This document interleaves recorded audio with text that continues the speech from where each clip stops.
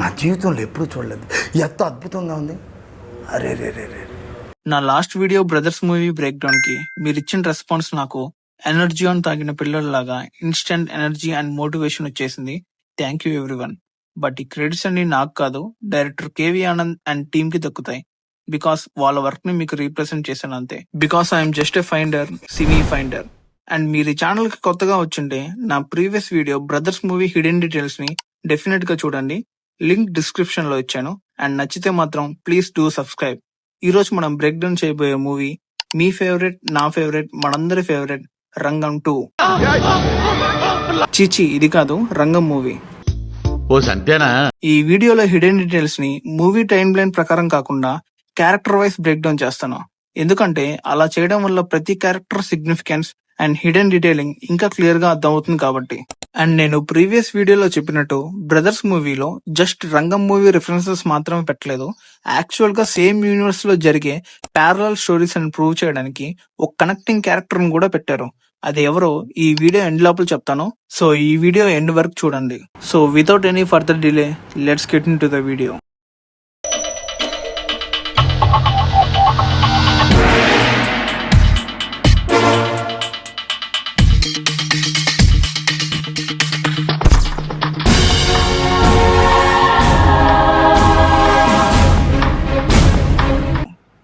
Director KV Anand as usual గా opening titles నుండే detailing ని స్టార్ట్ చేస్తారు కాబట్టి ఈ మూవీ ఓపెనింగ్ టైటిల్స్ ని మీరు జాగ్రత్తగా అబ్జర్వ్ చేస్తే ప్రతి క్యారెక్టర్ పేరు పక్కన వాళ్ళ రోల్ ని రిఫ్లెక్ట్ చేసే ఫోటోగ్రాఫ్స్ ఉంటాయి. లైక్ హీరోయిన్స్ నేమ్ వచ్చినప్పుడు flower photographs and villain name వచ్చినప్పుడు ఒక చేపను తింటున్న కొంగ ఫోటోగ్రాఫ్ ని డిస్ప్లే చేస్తారు. ఇలా ప్రతి డిపార్ట్మెంట్ కి తగ్గట్టు రిలేటెడ్ ఫోటోగ్రాఫ్ ని చాలా క్లవర్ గా డిజైన్ చేశారు. కానీ ఇక్కడ అసలైన మేజర్ డీటెయిల్ ఏంటంటే ఈ ఓపెనింగ్ టైటిల్స్ లో వచ్చే ప్రతి ఫోటోగ్రాఫ్ మన అశ్విన్ క్లిక్ చేసినవే. అండ్ ఈ ఫోటోగ్రాఫ్స్ ని మూవీలో అశ్విన్ వాళ్ళ ఇంట్లో చూస్తే వాల్ కి హ్యాంగింగ్ అయ్యి కనిపిస్తాయి. బట్ ఆఫీస్ లో ఉన్న ఫోటోగ్రాఫ్స్, క్యాబిన్ లో ఉండే ఫోటోగ్రాఫ్స్ మాత్రం అశ్విన్వి కావు. అండ్ ఈ మూవీ ఓపెనింగ్ లో వచ్చే బ్యాంక్ రాబరీ సీన్ మీకు అందరు గుర్తే ఉంటుంది. దీని గురించి డైరెక్టర్ తన ప్రీవియస్ మూవీ వీడొక్కడిలో ఒక సటిల్ హింట్ ఇచ్చారు. చూడండి, సరే వదిలేయండి, సీన్ ఏంటో సిచ్యుయేషన్ ఏంటో చెప్పండి. బ్యాంక్ రాబరీ దేవా, బ్యాంకు దొంగతనం సీన్ ఉన్న సీడీ అడుగుతున్నాడు. మరి ఇది జస్ట్ ఒక కోఇన్సిడెన్సా లేకపోతే ముందే ప్రీ ప్లాన్ చేసి పెట్టారా? మీరేమనుకుంటున్నారో మాత్రం కామెంట్ సెక్షన్ లో చెప్పండి. అండ్ ఈ చేసింగ్ సీక్వెన్స్ లో వచ్చే ఈ పర్టికులర్ షాట్ మాత్రం వీడొక్కడే మూవీకి చాలా సిమిలర్ గా ఉంటుంది. మేబీ ఇది డైరెక్టర్ సిగ్నేచర్ స్టైల్ అయ్యి ఉండొచ్చు. అండ్ అశ్విన్ నక్సలైట్స్ గురించి పోలీస్ కి ఇన్ఫార్మ్ చేసేటప్పుడు మలర్ టీవీ కెమెరామెన్ వస్తాడు. అండ్ ఇదే కెమెరామెన్ ఇంటర్వెల్ బాంబ్ బ్లాస్ట్ లో చనిపోతాడు. కానీ ఇక్కడ డీటెయిల్ ఏంటంటే అశ్విన్ వర్క్ చేస్తున్న నేటి వార్త ఆఫీస్ లో లైవ్ అప్డేట్స్ కోసం ఈ మలర్ టీవీ ఛానల్ ని through out the movie follow అవుతూ ఉంటారు. అండ్ ఈ స్టోరీ 2010 లో జరుగుతూ ఉంటుంది. ఎలా చెప్పానంటే ఇక్కడ క్యాలెండర్ పైన మంత్ అండ్ ఇయర్ చూడొచ్చు. అండ్ నెక్స్ట్ సీన్ లో అశ్విన్ ఆఫీస్ ఎంట్రీ అప్పుడు రిసెప్షన్ దగ్గర వసంత్ ఆర్గనైజ్ చేస్తున్న run for kids education campaign banner ని ఇక్కడ మనం చూడొచ్చు. అండ్ నేటి వార్త న్యూస్ పేపర్ ఒక వెల్ ఎస్టాబ్లిష్డ్ న్యూస్ పేపర్ కాదు, రీసెంట్ గా స్టార్ట్ అయిన ఒక బడ్డింగ్ న్యూస్ పేపర్. ఎలా చెప్తున్నా బ్రో అంటే ఈ సీన్ లో అశ్విన్ వల్ల మన న్యూస్ పేపర్ కి ఫ్రీ పబ్లిసిటీ అయిందని సరో అంటూ ఉంది. ఎందుకంటే బ్యాంక్ రాబరీ చేసింగ్ సీక్వెన్స్ లో బ్యారికేడ్స్ పైన ఈ న్యూస్ పేపర్ పెయిడ్ ప్రమోషన్స్ ని మనం చూడొచ్చు. మన కేవీ ఆనంద్ గారికి ఇద్దరు క్రేజీ రైటర్స్ ఉన్నారు. వాళ్ళే సురేష్ అండ్ బాలకృష్ణన్. వీళ్ళిద్దరు రైటింగ్ నేమే సుభ. సో ఈ movie one of the writer అయిన సురేష్ గారిని ఈ సైలెంట్ రోల్ లో యాక్ట్ చేయించారు డైరెక్టర్ కేవీ ఆనంద్. అసలు అశ్విన్ ఫోటో జర్నలిస్ట్ అవ్వడం జస్ట్ అతని ప్యాషన్ కోసం కాదు, జర్నలిజం వాళ్ళ ఫ్యామిలీ డిఎన్ఏ లోనే ఉంది. ఎలా చెప్తున్నా అంటే ఇక్కడ అశ్విన్ వాళ్ళ ఫాదర్ జయరామన్ ఆల్ ఇండియా రేడియోలో వర్క్ చేశారని ఈ డీటెయిల్ ని గమనించవచ్చు. అండ్ వాళ్ళ ఫాదర్ ఇంట్లో కూడా దూరదర్శన్ న్యూస్ ఛానల్ ని ఫాలో అవుతున్నట్టు కూడా చూపించారు డైరెక్టర్ కేవీ ఆనంద్ గారు. అశ్విన్ కొండలరాయుడు ఎలక్షన్ క్యాంపెయిన్ లో తీసిన ప్రతి ఫోటోగ్రాఫ్ ఈ న్యూస్ పేపర్ లో చూడొచ్చు. అండ్ అశ్విన్ కెమెరా పట్టుకున్న ప్రతిసారి నాకు ఈ డైలాగ్ గుర్తుకొస్తుంది. ఆ పొద్దును కత్తి పట్టినట్లేదే, అది నీ చేతికి ములిసినట్టుంటాదని. అండ్ ఈవెన్ గలగల గ్యాంగో సాంగ్ లో కూడా ఫోటోగ్రాఫ్ తీస్తూ ఉన్నట్టు కనిపిస్తాడు కూడా. అండ్ మీకు ఈ పబ్ సాంగ్ గుర్తుంది కదా, run for kids education campaign కి సెలబ్రిటీస్ డొనేషన్స్ చేసినందుకు థ్యాంక్స్ గివింగ్ పార్టీ అరేంజ్ చేస్తారు. బట్ ఇక్కడ డీటెయిల్ ఏంటంటే సాంగ్ మధ్యలో ఈ ఫ్రేమ్ లో హీరో కార్తీ డొనేషన్ చేస్తున్నట్టు చూపిస్తారు. అండ్ ఇంకో డీటెయిల్, ఈ సాంగ్ లో డాన్స్ చేసే ఈ ఎలైట్ లేడీ ఒక తెలుగు పర్సన్. ఎలా చెప్తున్నా అంటే తమిళ్ వర్షన్ లో కూడా తను తెలుగు లిరిక్స్ లోనే పాట పాడుతుంది కాబట్టి. లాస్ట్ వీడియోలో నేను చెప్పినట్టు బ్రదర్స్ మూవీలో రంగం మూవీ రిఫరెన్సెస్ ని పెట్టారు. కానీ ఈ మూవీలో యూజ్ చేసిన రిఫరెన్స్ ఏంటో మీకు తెలుసా? ద జమ్ వీడొక్కడే. మనం స్టార్టింగ్ లో మాట్లాడుకున్నట్టు ఒక చేసింగ్ సీక్వెన్స్ లోనే కాదు, చాలా చోట్ల సూర్య అండ్ వీడొక్కడే మూవీ రిఫరెన్స్ ని యూజ్ చేశారు. ఈ మూవీలో సరో క్యారెక్టర్ కి ఫేవరెట్ హీరో సూర్య. అందుకే తన క్యాబిన్ వాల్ పైన సూర్య పిక్ ఉంటుంది ఫ్రమ్ ద మూవీ వీడొక్కడే. అండ్ ఇంకో దగ్గర కూడా సూర్య పిక్ ఉంటుంది, బట్ ఇది ఈ మూవీలోది. అండ్ అశ్విన్ ఈ సీన్ లో పసిచిలక సాంగ్ ని కూడా హమ్ చేస్తూ ఉంటాడు.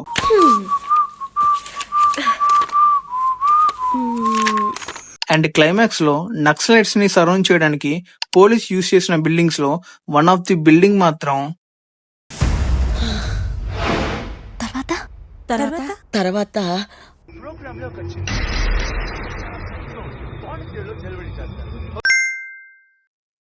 అండ్ క్లైమాక్స్ పోర్షన్ మాత్రం జరిగేది ఆపోజిట్ స్ట్రీట్ లో. మరి ఎందుకు సేమ్ లొకేషన్ ని యూజ్ చేశారంటే నాకు కూడా తెలీదు. అండ్ మన తెలుగు వర్షన్ లో ఒక సీన్ ని లేపేశారు, బట్ తమిళ్లో మాత్రం ఉంటుంది. ஹலோ டிரெக்டர், உன் படத்துக்கு அரஸ்டார் தான் போட்டிருக்கணும். வைஃப் போன இடியட். இவன் படத்துல ஹீரோ சிடி தங்கம் வைரம்லாம் கட்டுவானா, கடைசியில கஸ்டம்ஸ் ஆபீசர் ஆயிடுவானா. டிரெக்டருக்கு 5 స్టార్ கொடுக்கணுமா? ఇలా తన మూవీస్ ని తనే మోక్ చేసుకోవడం కూడా డైరెక్టర్ గారి సిగ్నేచర్ స్టైల్ అనే చెప్పొచ్చు.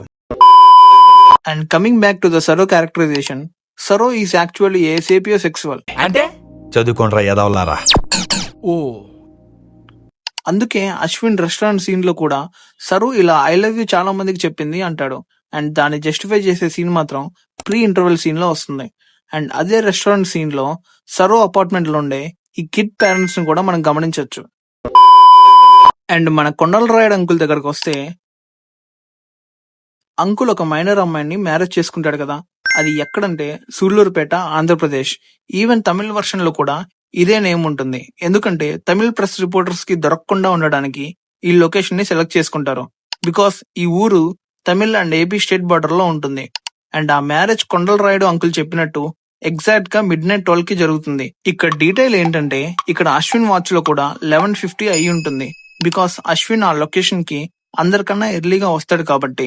అండ్ రేణుకా ఎవిడెన్స్ క్లియర్ చేసింది మన కొండల రాయుడు స్పై అలియాస్ మన ass. Don't call me ass, call me associate editor.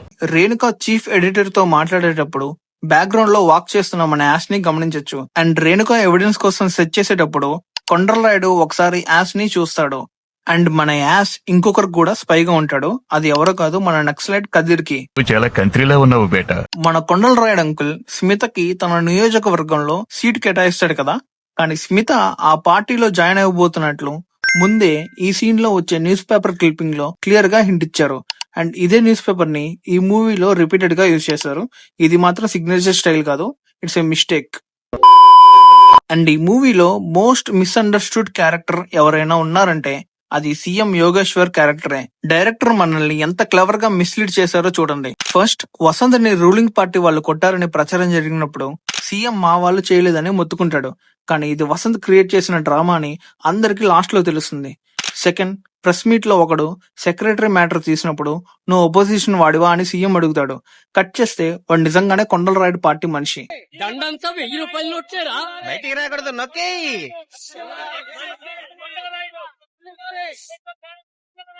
ఏమిరా ఉపయోగం దేశానికి నీ వల్ల? ఏదన్నా పని చేసుకోరా బేవకు.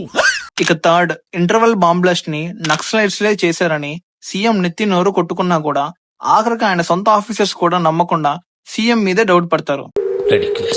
ఏమో నటిస్తున్నాడయ్యా, వీళ్ళు బాంబులు పెడతారు, మనం ఎవరో 4-5 తీసుకొచ్చి తలలు చూపించాలి.